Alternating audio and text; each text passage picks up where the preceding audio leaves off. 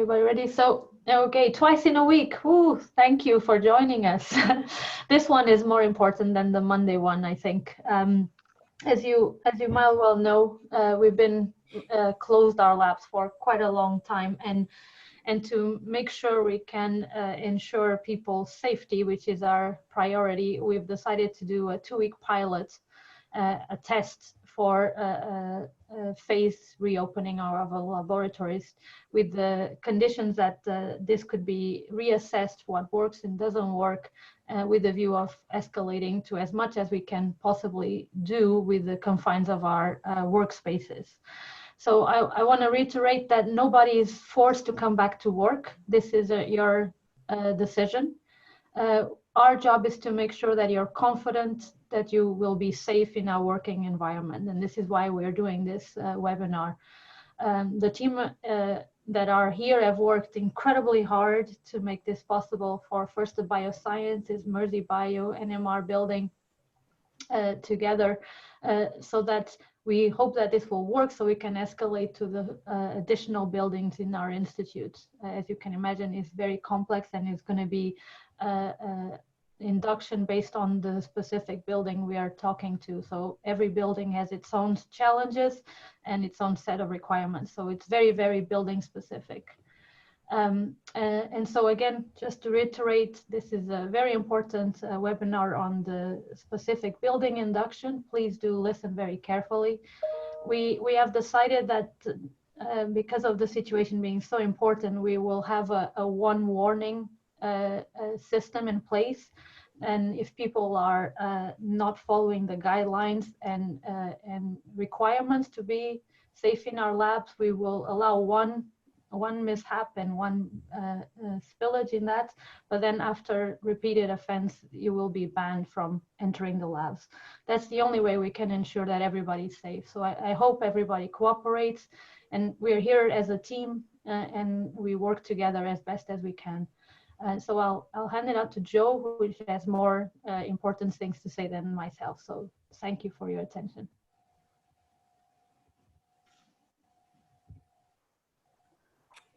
Okay, so basically we've produced a guidance document for everybody to read through with some of the real key points. And what I've done is I've prepared a PowerPoint presentation to just pick out the key messages from that document, but we want everybody to read that, and they will have to sign that off as read.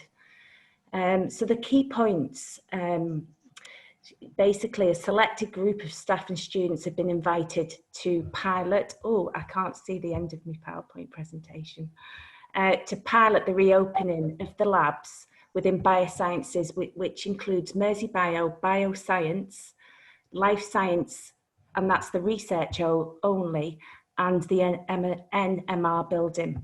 And as Sonia has already stated, this pilot will run for 2 weeks initially, and we'll be reviewing it throughout the pilot phase with the hope that we can continue as is. So the sort of overseeing and management of the reopening of the bioscience labs has been done. We've developed a buildings operation groups with representatives from different labs and heads of departments. Just to reiterate as well that all work that can be done at home should be continued to be done at home. So really this is just reopening the labs, not offices, office-based work. Occupancy levels, safety and social distancing will be monitored and will be subject to change in line with university policy and government policy and how we perceive things to be working in the building. So only staff who have been informed by their group lead will be allowed back on site. As Sonia has already stated, it's not compulsory to return to work. It's a choice by those individuals that have been invited back. Vulnerable people should remain working from home, and it's critical that building occupancy levels are controlled, which will be achieved by, so on Monday, I will be the receptionist, and I will be there from 8 AM in the morning, and there will be a receptionist on site from 8 till 11 for the first week, and then we'll review how that is working after that. We've developed really complex occupancy plans, and this will give us the assurance that occupancy levels are not exceeded. We have said we'll be flexible. You can make changes to that, but we need to be informed, and that the process for that is documented in the return to work SOP, which is on safety net. Spot checks will be undertaken to ensure safety measures and social distancing measures are adhered to. And we're asking everybody to pay attention to safety notices and the two metre social distancing markings on the floors and throughout the building. And there are a lot that have been put up. And as Sonia's already stated, that any non-adherence will result in the building access being revoked. And we hope that that doesn't happen. You know, we're all going to be getting used to the new way of working, and we should feel free to sort of remind people of that if they see that. But actually, if it's continually being not adhered to, then there is a process in the document for reporting that. If people's access is revoked, then they'll need to undergo reinduction before we resume access. Just to state as well that the core opening times are 8 till 6, Monday to Friday. We've been asked to avoid out of hours working, but we understand that there may be, you know, good justification for people to have to work outside hours, and that can be requested through safety net. Okay, so what we're saying is we're going to make face coverings, masks and visors sort of mandatory in certain areas, and we've produced a statement to try and explain which areas we're expecting people to wear them. We will supply them on the first day that people come back to work. So during initial lab expansion, face coverings will be supplied and must be worn in lab and non-lab communal areas such as corridors, research labs, lifts and stairs, and when you enter occupied offices, labs and other spaces where people are working regardless of the nominal 2 metre distancing. So the face coverings are to complement the 2 metre, they're not as a substitute. There will be some discretion and appropriate judgment will be permitted for the use of face coverings in non-communal areas when stationary in labs, however, but only when social distancing cannot be guaranteed.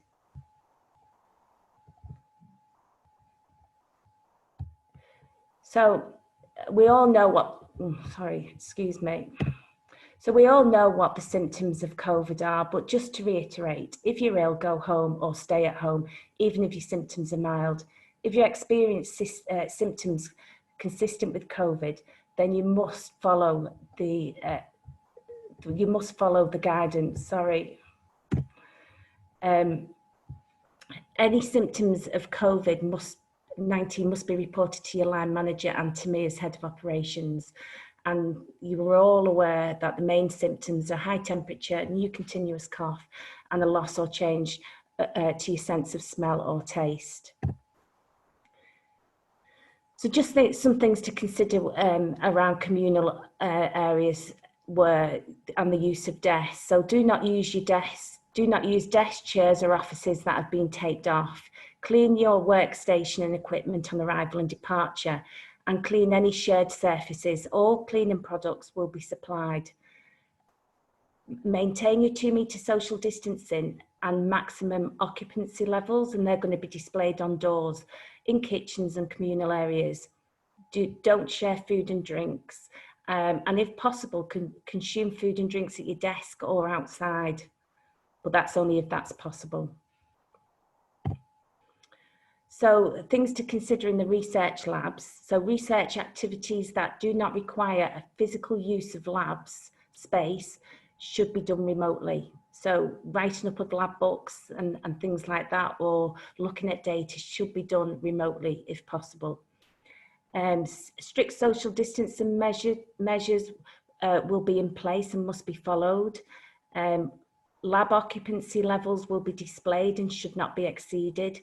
And staff are required before coming back to work to complete this online induction. And we are recording it, so it will be available online. A building risk assessment, which is on Safety Net, and the return to work guidance, which is also on Safety Net. Thank you. I'll pass you over to Debbie now.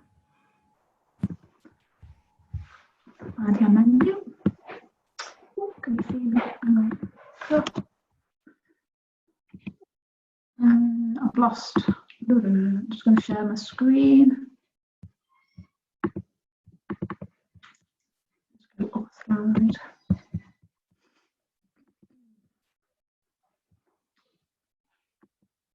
Sorry, I'm on the slide. My.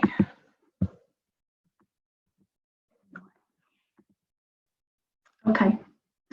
So, doing what Joe did.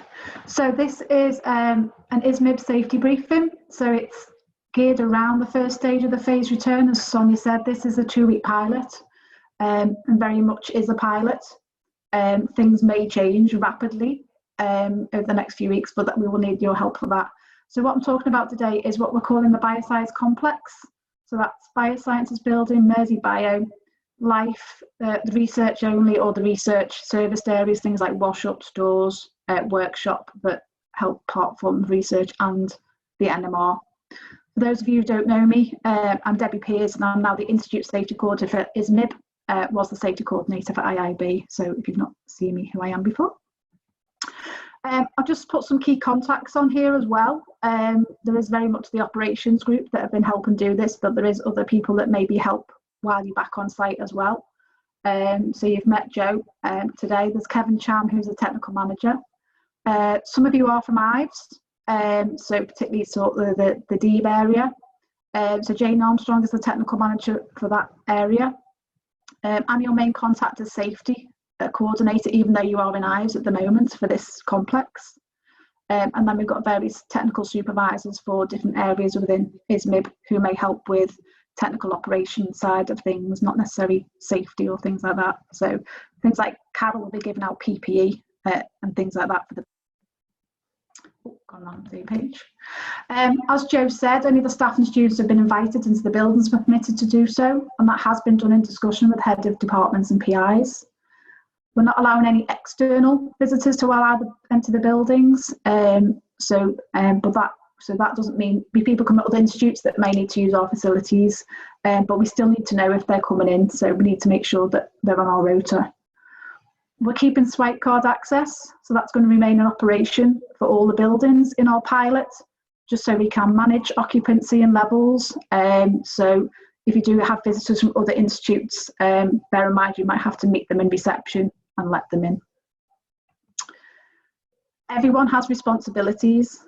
So even if you've been in during shutdown, there are some things that are going to change from next week.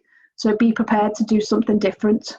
It's been quite quiet. There have been very limited people in, and they're used to going out a different way, signing in. So please do be prepared before you come in, particularly over the next few days. Do read the risk assessment, the guidance documents. Particularly if you've not been in at all, it might be a bit of a shock to you, but certainly if you've been in over the last COVID shutdown, things are changing. So please bear with us. There is a lot of signage, there's a lot of stickers, and a lot of it's in your face, but we need it to be direct so that you do take notice of what we're trying to do. So there is a new risk assessment on Safety Net. So if you've signed one off before the shutdown, there is a new one that outlines a lot more detail on what we're doing in the building and what we're trying to do. And again, as Joe said, that is based on government guidelines for the labs and offices, Public Health England and the University of Liverpool Safety Advisors Office. There is a lot more information on their web pages as well. So they've got overall building reoccupancy risk assessments and things like that. So there is a lot more documentation out there if you want to read that. You should know what we're doing anyway. You're doing it outside of work, so washing your hands regularly. These are the key things that will help us stop the spread. It's not necessarily a lot of what we've put in place, but this we're doing a lot in addition to that. So you should be washing your hands regularly. You should prevent sort of sneezing in your tissues or in your sleeves, those sort of things. These are things we should be doing anyway, so it should not be nothing new. Social distancing, we know at the moment is 2 meters. You'd be quite surprised how long 2 meters is when you start laying it out on the corridors. So wherever you see, we have laid out 2 meter social distancing floor markings on all corridors, in all labs, in all communal spaces. So it is obvious what is 2 meters. That might change, but at the moment we are still 2 meters for the pilot phase. So that is everywhere. There are times when you won't be able to maintain that, but it's mainly if you're in a space with somebody for a long period of time. Social distancing is very important. Face coverings and things are on top of the social distancing and the washing the hands regularly. So I'm just going to go through what to expect. So what to expect when you come in. It quite looks very different when you come into reception at the moment. It is different for those that have been in and out as well. So it's a moving target as well. We're asking everybody to come in via the Bioscience entrance during this pilot phase. That may change later on as we increase occupancy. But we want to make sure we're managing occupancy levels and knowing who's in and out. So there will be a receptionist. Just tell them who you are. That might slightly change on Monday if there suddenly ends up a queue of 100 people outside, like Tesco's. But there will be a rota and we'll know whether you should be in or not, so you might just get marked off. We're not expecting you all to stand there and sign in the book. We're going to just manage that as quickly as we can and get people in the building. There are 2 meter markings you'll see on this picture. There's a sanitisation station as well as you come in. There's one as you go out. We've got about 50 around the building at the moment at key sort of areas where you touch buttons and doors and kitchen areas. We're trying to do as much around the building for sanitisation. Reception area traditionally is an area where people sit and congregate. That's not going to be possible in the pilot phase because it is a way in and a way out at the moment that is managed. The only time we're going to actually ask you to sign in with a pen, which is another issue, is out of hours. But hopefully that's not going to happen that much because you do need to request that. What to expect around site. You'll see there's pictures, there's lots of floor markings, 2 meters on all corridors, communal spaces, tunnels. Please do adhere to them. Matt just walk a bit more slowly than he used to. Biosciences stairs, there will be one set to go up and one set to go down. This is because we cannot maintain social distancing on those areas. So it's one of the things that FRCS are trying to encourage across site to make it easy for people to go up and down stairs rather than which way do I go, left or right, or shout at people up and down the stairs. So those are yet to be marked up yet. The stairs are your primary route. The lifts generally are only one person only, but try and use the stairs if you can, so you're not in a confined space in the lift. You don't know who's been in there before you. They might have sneezed all over the lift, you just don't know. So most people are tending to use the stairs. Toilets, one person only. So you'll see there's a picture here, one person only at a time. You might need to shout and enter. And we're also discouraging the use of hand dryers. So there's hand towels and bins in every toilet. And just to prevent that aerosol transmission, we're trying to do as much as we can to reduce transmission. What to expect in the laboratories. So there are some one-way systems around where we can possibly do that, particularly in the central areas on each floor. So you'll see like crystallography, plant growth rooms, the epithelial group that's on the second floor. They've got one door in, one door out. We can't potentially do one way in the whole building. It just wouldn't work logistically. So in the laboratories, we have our occupancy levels, which around about 11 to 12 per main lab. So in the bench areas, we've marked off where you can sit to maintain 2 meters while you're working at a bench space.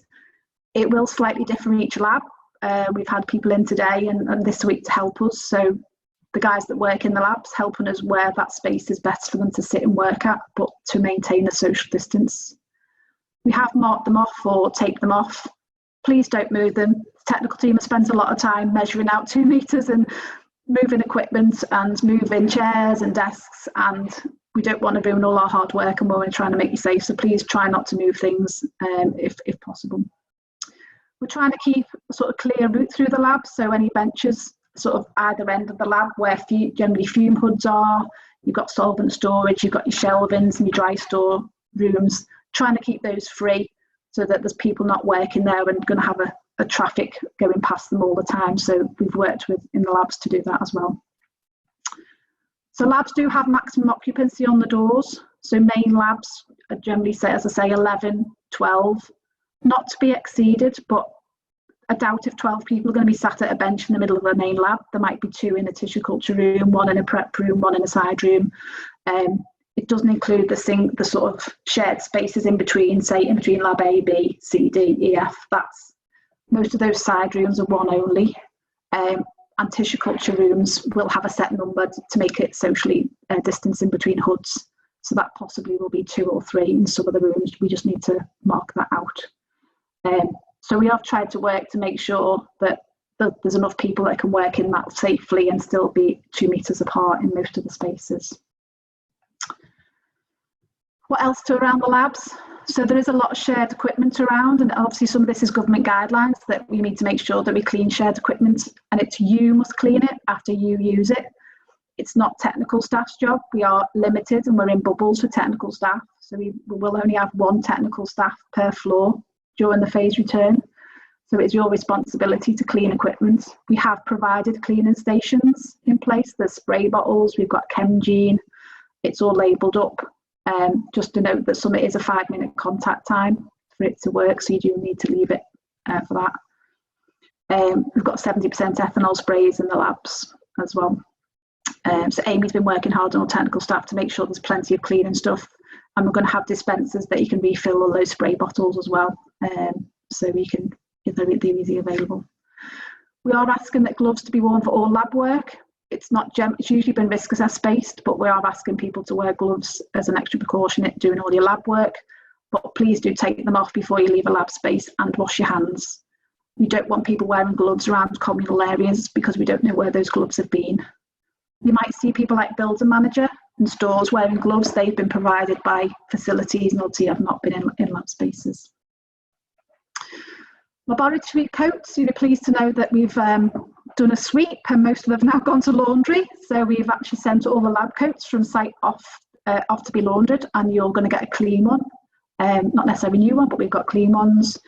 Just for those that are in that, will be in for the next 2 weeks. We're not going to store them on pegs or lined up close proximity. You're all going to be given a bag with a label in, so you can actually put your coat in at the end of the day and hang it on your peg, and then they're not all touching. You can put them on the back of chairs for short breaks during the day when you go in and out of a lab space. But at the end of the day, please put your coat in the bag at the end of the day and hang it up. And do keep outdoor coats and belongings out the lab. We have seen this during the phase return, that people come in quickly with bags and coats and just put them on a lab chair next to them and work. So please do make sure there's lockers and there's desks available for you to keep all your outdoor stuff out of the labs. What to expect in breakout areas. You'll see from some of the pictures that it is quite drastic what we've had to do, but we need to maintain that 2 metre distance. Particularly the breakout areas, sort of the Mersey bio end of the building, they have a one-way system so that people can queue to go to kitchens and they can get to Mersey bio, and you're not sort of in a block coming in and out of labs and kitchens and walking past people. So there are chairs and desks marked up that yes you can use and no you can't. So most spaces have between 2 and 3, 4 spaces where you can all sit. We're not encouraging you to sit there and have meetings, but it will be used for a break or if you need to go and use a laptop at a desk because the shared office is full. As I said before, please don't move the furniture and chairs. I've had to move them twice this week already back to where I put them, so I don't want to keep having to do that. It's not the best use of our time to keep shifting things back around. Kitchenettes, so they're the ones at either end of Biosciences. 1 person at a time is only allowed in those.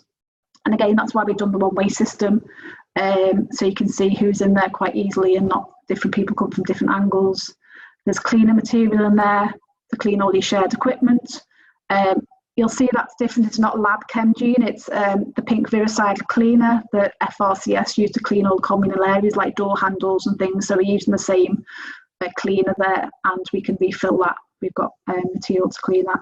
Instructions, it's basically you spray it on a bit of blue roll and you clean the material, things like kettles and things. So but there are instructions there just to remind you, and signage as well, that sort of thing.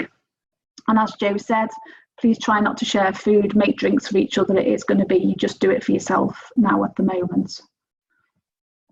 Some of you may use the common rooms. Again, we've done pretty much the same. It's quite drastic, but there's plenty, still enough spaces for 10, 12 people to sit in the common room. I'll bet 2 meters apart. So desks and chairs are marked up to what you can and can't use. The common room, particularly the life sciences, it is a one way in and one way out. So it's one entry door, one way out. And again, to stop that sort of passing through and passing people. There is a limit again on that kitchen space. It is a bit bigger, but it's 3 people at a time. And we've moved some of the equipment around so that there is social distancing between things like microwaves and stuff like that. Again, clean and shared equipment in between use after you have used it. And other people use those rooms like cleaners and things, so they will be expected to do the same. As sorry, lovely picture of Cowler modelling my visor. So, just Joe mentioned, we are providing face masks and visors or face coverings. Will be supplied. So we have got 2 types. We've got reusable, washable ones, and we've got disposable. There is more information in the guidance documents about those and how to clean them as well. Joe's already mentioned where we expect people to wear those. So mainly washable ones in communal areas, but you can have disposable for in lab spaces, and we've got bins around as well to dispose of those as you're leaving spaces. And we also have the face visors supplied as well. So if you're not comfortable wearing them, for certain things you might need to wear both. If you can't wear a mask, you can wear a visor. There will be a meeting room next week, so that you can go and get PPE, and that will need to be logged out, so it's not a free-for-all. We want to make sure everybody gets the right amount and everyone gets what they need. You'll see a picture there as well of the washable ones that we've received. So we'll be giving those out next week as well. What to expect when you leave the building? We've talked about getting in the building. So to leave the building, we're not expecting everybody to go out via bio. So you can use various entrances because we're not actually signing in, signing out. So if you work in Mersey Bio, for example, you can go out via Mersey Bio at the end of the day. It is still card access between Bio and Mersey Bio. Again, why it can't be a sort of way in for everybody, because you'll all get stuck at certain doors. And then you can also use, if you're in Biosciences, you can go out via NMR exit or the Life Sciences at the end of the day. There will be very limited entrance via Life Sciences. That's mainly for things like builder manager, because obviously they do come and go through that building, or if there's any lectures, which has happened for NHS staff in lecture theatres and things, they potentially use that. But we're trying to minimise ways in and out at the moment, just so we can control occupancy. So what next? As Joe said, we will continue to monitor and review, and guidance will change, and we will need to adapt. We're very adaptable. It might move quickly, it might move slowly, but this pilot is to help us, so we also need you to help us as well. If there's clearly something not working and not right and is a hindrance to your work, not an inconvenience, because some of it is an inconvenience, but it needs to be done. But if it's a hindrance to certain safety or ways of working, then please do let us know. But come up with a constructive way we can change it for everybody. So we've got to monitor. Things will change. Things like the distance might change. The signage may also change as well, but that's not for a few weeks yet, because FRCS are trying to do consistent signs across the campus. So some of the signs will change, but it may just be a different colour, to be honest. Please read the risk assessment. Don't just scroll to the bottom and click read and continue. Please read it. It's quite specific and quite detailed, and has a lot more that I can go through in this safety briefing on things like emergency procedures, vulnerable people, that type of thing. So please do read it. Read the guidance document that Joe sent out, is also on SafetyNet. If you've not been on SafetyNet, you've got the links. You just use your MWS username and password to access. Any issues, just please do let me know. It should work on or off campus. If it's not working off campus, it may be that you just need to connect via a VPN. So you might just need to request that, and it happens pretty quickly.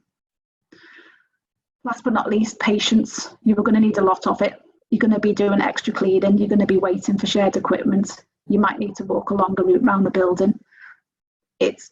Our lives have changed everywhere. We're used to queuing, but yeah, it is going to be different from when you left to when you come back in if you've not been in. So please do bear with the technical team and everybody, and the operations group that have been behind the scenes trying to get this ready for you guys to come back in and do your research. It's not been done lightly, and not with a, so please do bear that in mind. Last but not least, we need everybody to help. We need you to keep your distance. We need you to wash your hands. We need you to say if it's not okay, if something's not working. And most important, please do things at home that you can do at home. Do not just come in just to use your office because you want to, we're trying to just get the labs working, because that's the stuff we can't do at home at the moment. So please do help us to help it get safely more go in the future. Thanks. So I don't know if you guys want to do, there are several questions that have been coming on the Q&A, so I've been answering as many as I can, but there are some that I think it's important for the general audience. Okay. So Marina asks, where will we obtain the face coverings from in the building? So the meeting room I'm sat in now, so it's the sort of ground floor small meeting room stroke prayer room. There's so Carol Beasley will be giving that out next week. So you might get it as a little goodie bag. So your bag that you put your lab coat in as well. You might get your face visor and your mask. So Carol's going to meet. So Jo's on reception as well, so she'll direct you to where she is. So that's perfect. Then somebody asked, what happens if somebody is found to be COVID positive and has been in the building? How are you informing everyone? Will the building have to isolate for 7 or 14 days? So that's in the guidance. So there is some, and in the risk assessment as well, is please do let Jo know, your line manager do, and we'll start the track and trace. I don't know where tested is in the university. I don't honestly know that, but we will. A lot of the lab are working in bubbles. Not all of us are working in bubbles, but we'll do as much as we can to inform people where we know. Yeah. On the safety net pages, Dave just said that he can't find the risk assessment forms and the SOPs. So if you could direct everybody with the link or info, that would be great, because most people are new to safety net, so they might not know exactly where to find. Direct links were in the email, so but we can resend them again. Okay. Roy asked, will people who are touching surfaces be expected to clean door handles, lift buttons, etc.? Should I answer this? So in the building, there will be what the FRCS called enhanced cleaning. So these are frequently touched areas such as door handles and lift in the lifts and doors. So that will be sort of the enhanced cleaning regime. We're not expecting people to clean door handles themselves, because that will be done for us. It won't be done throughout the day. It will be done once or twice a day. Mm-hmm. Okay. If there's a good question here, if I have to use lab equipment in another lab floor, how will this happen, taking into consideration maximum number of people allowed in the lab at one time? Well, I mean, it's difficult for us to be able to coordinate this, and that's why we're putting maximum occupancy levels up. So what I would hope is that you could liaise between yourselves within labs to arrange this. Mm-hmm. Pat, do you want to say anything more about that? Yeah, it's something we've considered. We understand that we have a nominal maximum capacity in the lab where if everyone was stood still at one time, we can guarantee 2 meters. This is why we believe that anyone who's moving between labs will have to have some kind of face covering. And that will mean that for whatever brief period of time it is, you'll be able to assess if the equipment is available, if it's safe to use it, and you may have to break the 2 meter distance, but you'll be able to do this because you have a face covering. So I hate to use the common sense term, but this is a common sense one. If you have to use a piece of equipment in another lab, and to get in there, you have to go and check if it's available. In other words, you have to talk to someone else. A face covering would be mandatory, and the maximum occupancy of rooms may well be exceeded very briefly, which is why we've gone above what we can, above the standard guidelines where it might not be able to be. But I also want to say, if you're in a lab and you move around normally, it's very hard to keep a 2-meter distance because of the way we move as humans. So a face covering, and I'm coming on to one of the questions we've got as well, is as mandatory as we can make it within common sense. We cannot make everyone become like they're in the middle of a brain surgery where they have to have 6 layers of PPE on. All we can do is say you've got to work slowly and safely within the confines of a lab, and that might mean moving outside of your lab. We think with face coverings, this is the safest way to do it. If you're not comfortable with this, there may have to be a smarter way of doing it. So for example, in cell culture, we are going to have to establish how people book themselves in to use that. It's not a piece of equipment, but it's an area of high occupancy. So this is one of these questions. It's not possible to give one definitive answer. What I would say is there's no way we can stop people moving between labs because we might as well not be doing research. We are not self-contained. But unless you really need to go into another lab, you shouldn't be doing it. If you're going to use shared equipment, I think it has to be established how you do that safely and how you do that in some sort of order or priority. And I know this is not going to be easy to do on day one. We don't expect everyone to come in on day one and be jumping into doing experiments. It's neither feasible nor actually practical. No one has things set up to do that. We think this will evolve over time. And we also expect that the maximum occupancy might change over time because we've set it up so that everyone could feasibly be in those large spaces at once or small spaces, depending on your lab setup. Actually, what will probably happen is we will use some of the additional spaces in the buildings as people work out how they're going to work in the most safe manner. Perfect. So there's a few questions about the one-way system entry. First is for the Mersey Bio. They don't understand if you can go in and out through that, or you have to go through Biosciences and coming out through Mersey Bio, and the same thing for the NMR building. Could you just repeat the instructions? Because we're at the moment we're trying to know who's in the building, and obviously we've got a very strict rota. We want everyone to come through a reception, at least on, it's a learning curve, so we're going to try and do that for the first week, just so we know who's in, and make sure people are not coming in that shouldn't be coming in. We won't have anyone on reception in Mersey Bio or in Life or in NMR. And NMR is probably like one person maybe, so we're just trying to manage, and also we can reiterate what the procedures are when you come in. We've still got people coming in now. There's a big sanitisation station in front of them. They're not using it. So we need somebody on reception to even just to, push you and say, look, this is what you need to do when you come in and out of a building. So we've tried to make extra exits so you don't have to go out, because there's can be a bit of a block at Bioscience, because it might be the single door, because after a certain time, the big doors will be locked because the building manager's not here. So that's why we try to do extra exits, but entrance, we want to try and manage that as we come in. Have you got anything to add to that, Joe?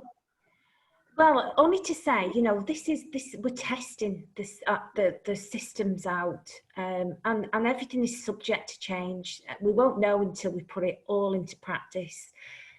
So things may change on a daily basis. If things aren't working, we need to rectify it. So we just ask that you bear with us. We're doing this. We're it's been really difficult just to get, even somebody to be in the reception office. So our staff to be in the reception office has been really challenging, but we've managed to do that, and definitely for the first week, and that role will be really important to, as people walk in, that's the first thing they do is sanitize their hands. You wouldn't believe the amount of sanitizer stations that are around the building now. And I did see one question: can you use tissue to open doors? By all means, if you want to. If you want to enhance our practices, then please do so. Yeah. I've been answering a few on those because some people are very worried about touching communal surfaces, especially door handles. It's going to be unlikely that we have a cleaner at every door handle every time somebody goes in. So if it makes you feel better to use a tissue to open the door handle, please do that. It helps us keep it clean as well. There's a few questions about the car park. So this is, I was informed today that the NHS staff had been given notice a week ago for 2 weeks that they will, the car parks will revert to our usual access card use only from the 22nd of June. So bear with us. At the moment they are busy because people in the hospitals have been using them for their work, but this will soon dissipate. And remember, we're also one of the first buildings to reopen. So there are all the other car parks should be available to us, not only the one in front of the building, but they are the one just across on Crown Street next to the chemistry area that's available. All the other car parks should be available for you. So, and this will change again once the NHS staff leave the car parks as well. Can I just follow up, Sonia, Yes. on the very sensible questions about why it would be better to have multiple entrances. It's not that we don't trust people in those particular environments at all. In fact, if I imagine that one of the first next entrances would be at Mersey Bio, we've had two things we've had to consider. The first is being COVID secure, which means getting someone who doesn't know our building at all to sign a piece of paper. This is actually what we've been building towards. This is going to happen tomorrow. It has not been possible to get that signature if we have multiple ways in. It's as simple as that. Having said that as well, if we do have multiple ways in, we can be certain that people will choose the way they go in based on what they see as the best route, rather than what the COVID secure rules are, which is that in the first week and probably into the second week, we need to come in through one entrance. There may be an element of which is the most common sense. Obviously, you'd want an entrance for everyone. So we have to manage this based on what happens next week. So do not, for example, think that everyone should turn up at 8 AM. No one is, that's the last thing we want, is everyone to be lined up outside at 8 o'clock. But we do know that there are issues with car parks. So this is really, really important. We are going to have one entrance in that initial phase because it's what we have to do. If it's not the best thing to do, very quickly we will move to a different way of doing it. Does that make sense to everyone? So that's the most honest way I think I can describe this. Yeah. So Helen, that is based in the William Henry Duncan, is asking if the return to that building on Monday is based on the priority staff names they have submitted. So Joe, you might be able to answer that for the other building.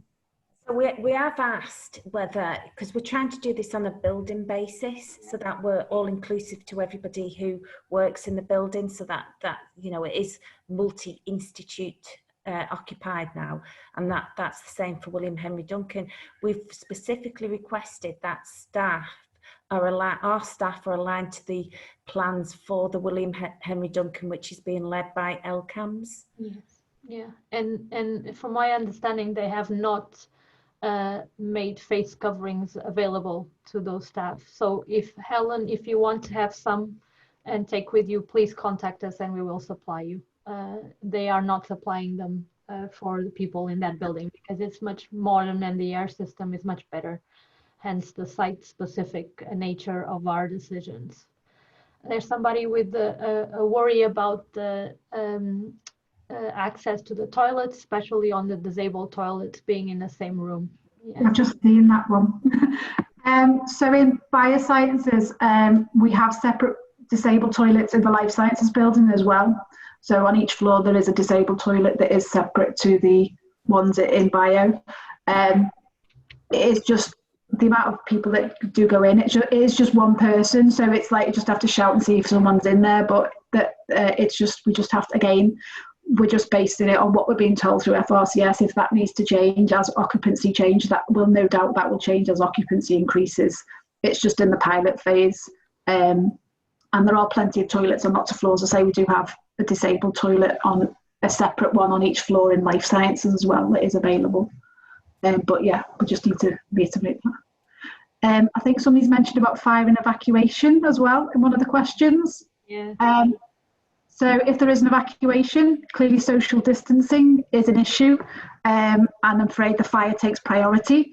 So you might have to leave a building and not be socially distancing, but once you're outside, you are expected to socially distance. If we're in communal spaces, you will have face masks on anyway. So it is what it is. It's just, and you might use a way out that's obviously a fire exit that's not your normal route. So it is at the moment is hopefully nobody sets a fire alarm off in the next 2 weeks. But yeah, it is basically get out as soon as you can. We do have time to get out. It maybe you can still, so the one upstairs down, that won't happen. So fire evacuation is just get out as you would normally do and congregate using social distancing at the fire assembly points. So one student has raised the question that if they are training somebody, they might not be able to maintain the 2 meter distance, but that's why we are giving face coverings to allow people to get closer to demonstrate techniques to others that they are training. But we would hope that these students will be after the pilot as ending. Yeah. So that's why we asked for the most experienced members of staff to come in first, so that we allow us to train, to test all of our procedures, so that then we can open up to less experienced colleagues coming to our labs. So can I add to that, Sonia, because there's another comment on here about someone who might feel uncomfortable about coming in, especially after having heard this seminar, although I hope this seminar, we do not want inexperienced, for example, PhD students coming in during this phase. We've tried to help people select their staff based on what we know, but if anyone is uncomfortable, they shouldn't come in. They shouldn't be training unexperienced scientists to do close procedures in the next few weeks. It's absolutely unnecessary. And this is in the Biosciences building, especially because we're opening first, but that should not be an issue with anyone. Anyone who says, my job is to actually be closely supervising someone shouldn't be in this phase. And if the numbers need to be reassessed, we will do that. So do not feel that you should be pushed to come in, or that when you do come in, if you feel that what you need to do doesn't allow you to do it safely, you should say this, and you do not have to come back in until we can make it safe. Yeah. And again, and if you don't feel like you can work, please just go back where you feel you're safe, which is probably your home. As again, this is not a compulsory return. This is everybody that wants to come and can and feel safe to come, please do. And we're trying to make everybody feel safe. But I understand that some people will not be reassured, even with all the measurements we have been put in place. So please, in that case, do not force yourself to come. It's very clear on our point of view that this is the case. Some more logistical question. Does anyone know if there's food shops open in campus for people to buy lunch, given that our capacity using the kitchens will be very much reduced as well? So a very good question. I haven't got a clue. Joe, you've been there, and Debbie will be there. So Tesco is definitely open, and I did notice the other day that the shop next to Barclays, the sort of fast food place, is open as well. So Subway and that was closed, and so was Costa Coffee. So there are limited, there are shops available, but it's very limited still at the moment. Can I just come in on that as well? There are plans. They are working on plans behind the scenes to. We haven't got coffee bars open and things like that, but there may be places where facilities will set up buying grab bags for lunch, but that's still being worked on, as in where they are, because we are a swipe card access building as well. So if that's open to North Campus, some people might not begin. So Chris French is working on that at the moment. Yeah, and the sensible thing to do would be to bring in some sort of food and drink from home for most people, I would argue. Yeah. There is a plan in our committee to have an open tab at Greg's when it reopens. But unfortunately, that hasn't happened yet. So I just answer a question. Yeah. Declan's asked, is there a plan in place yet for tissue culture booking? And I'm sorry to say this is one step further than we've been able to go at the moment, Declan. Firstly, because we don't know quite what the requirements are. I have given approval for just 1 or 2 people who know exactly what they need to do and when to do this. But in the core hours, it's going to take teamwork between the people within the labs and discussions with the technical support that is in place in each of those labs. There will be rotas, obviously, but I hope that people will be satisfied that the expectation of PIs is not that everyone returns to the usual way of working, which is to get everything done as quickly as possible. It's much better that planning is our key, and experiments that might require, say, a long period in tissue culture are discussed within groups, within the people that normally use those facilities, and that then goes forward as part of a short to medium term plan rather than a I'm going to get in and do it. I know this will be obvious to many of you, but for those that don't do cell culture, there tends to be a sort of crash in and get things done quickly approach. And this is one of our greatest threats to not being a secure building. So we will have to set this up, but we actually need the people on the ground to tell us what they need. I can't tell people what they need for cell culture because it would be a great mistake to try and rota people. So please work with the people who you know, and you know everyone knows each other in these groups, and with the technical staff. And if there are any issues, they should contact their line managers or their heads of department, and we will try and make this happen. But it is not going to happen at full speed straight away. Yeah, no. Pete asked about an update list of first aider trained staff, and will there be in the buildings? Debbie. Yeah, so this is one of the questions that have been raised. Spoke to Steve Dunkley about that. It's the same for fire wardens and fire officers. Just to say, we have been doing the weekly fire bell checks every week in Biosciences complex since we closed. We've also been doing weekly flushing of taps, Legionella, lifts have been checked. So FRCS have also had to do all their checks on the building before they will let us be open and COVID secure. In terms of first aiders, I can look through the rotas each day and know who will be there, but you've still got 222, the emergency number for security campus support. There are technical staff in every day, and some of them are trained and some of them are not. If you want to keep an update list every day in reception, or you're going to come running down to reception to find it, we just need to make sure that we do have some cover in the building, and we just have to, and there is instructions on first aid and CPR and what you're not supposed to do and do as well, alongside that. As Joe said, we'll also have technical senior representation and the senior contact person displayed in reception as well. So you have a contact number if any issues and things like that. But first aid wise, yeah, I mean, we do have a lot of people on our site that are trained in Bioscience Complex. I think there's 25, 30 of us. So there is some cover, but we just need to check and we can make sure that's highlighted every day who those people are. Yeah, so there's somebody that says that their usual desk in a shared space, if there's no space, no spare desk, where can I go? So the first thing is that if you need to do a lot of work requiring desks, you should do it from home still. That's the main message we are sending people. To wait between experiments, which is probably what most people will be doing, because as you know, not all experiments are 100% attention all the time. There should be spare spaces in other desks, maybe not your own one, but they've been clearly marked by the technical team and Debbie, and she showed you a little illustration, but I'm sure this will be reiterated on the day, no, Debbie? Yeah, there is most of the shared offices, we probably get 4 people in, maybe. If there's 12 people in the lab, I don't see all 12 people needing to go to the office at the same time. There are the breakout areas, some have got PowerPoints. There's also life sciences, the seminar rooms that are open. You can go in there, the common room. There's some have agreed to use their PI's office just temporarily while they're not in.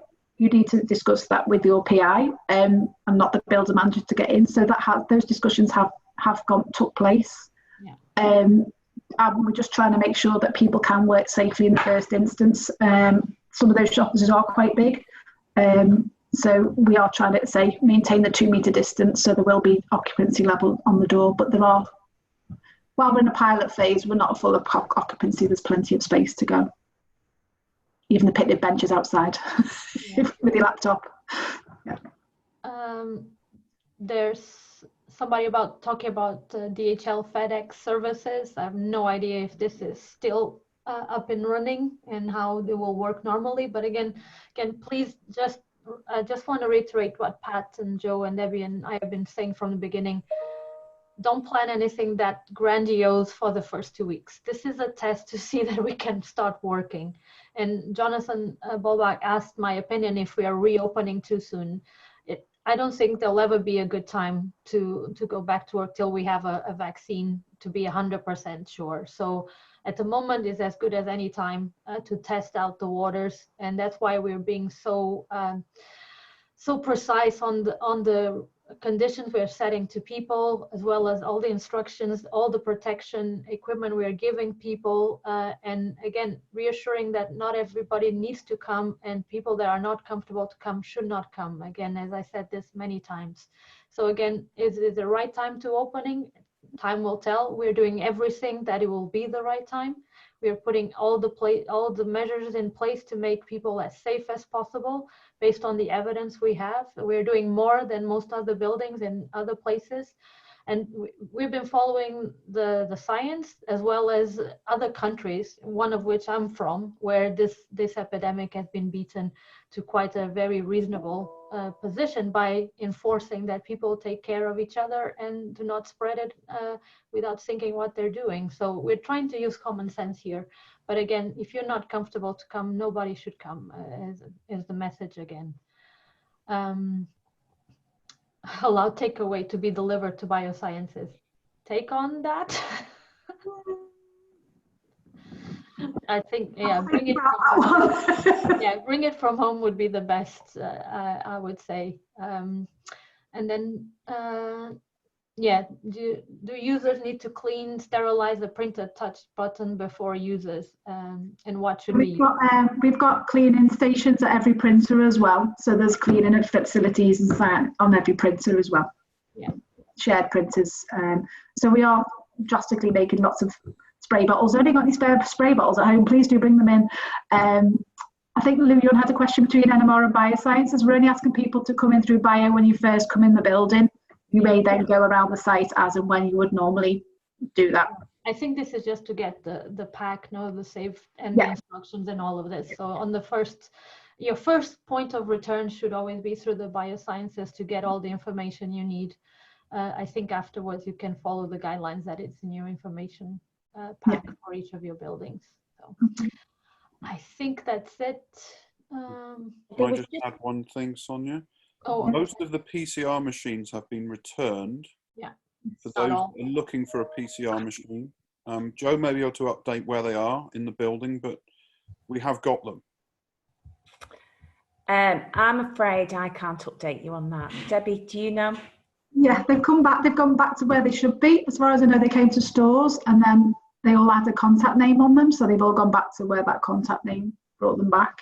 Might not be quite in the right space, but they've come back via stores. And then if they had Joan's name on them, or they've gone back to the floor where they should have been. So good. So we haven't lost something that's basic and critical to people. Can I just reiterate about printers? If you don't need to be printing something, don't print anything. No, yes, as well. Much more important that you keep equipment that's needed to get us back off the ground in a sterile pattern. I'm a master. About 3 million signs we meet at the moment. Yeah. Yeah. Okay. Anything else, Sonia? I would argue, Marie said that the bioscience slide door would be a bit dangerous two-way, as we can't see who's on the other side of the door. I think you can because it's glass. Glass. Yeah. Anyway, it's on swipe access anyway, so you will see who's there, and you need to press the button to get out as well. So it's not going to be open all the time. You need to swipe in and out to get in and out. So it will be like coming in on the weekend. So that's the conditions you're going to be faced on Monday. So during working hours, you can actually go out. So we've made the sliding doors out only, so you won't need. So the single door will just be for coming in during the working hours. and then you can go out through the double doors. So it is two-way that way. Yeah, so we've got just out of hours, it will be swipe in and press the button out. Yeah. Yes, somebody wants to congratulate everybody on the work that you've been doing in the lockdown as well now on the preparation. So Thank you. well done to you guys for sure. Yes, good. I don't think there's any more questions. People are happy with the webinar and look forward to coming back in a safe manner next Monday to begin with. So thank you everybody for attending. Thank you. Bye. Bye. I'm gonna leave now.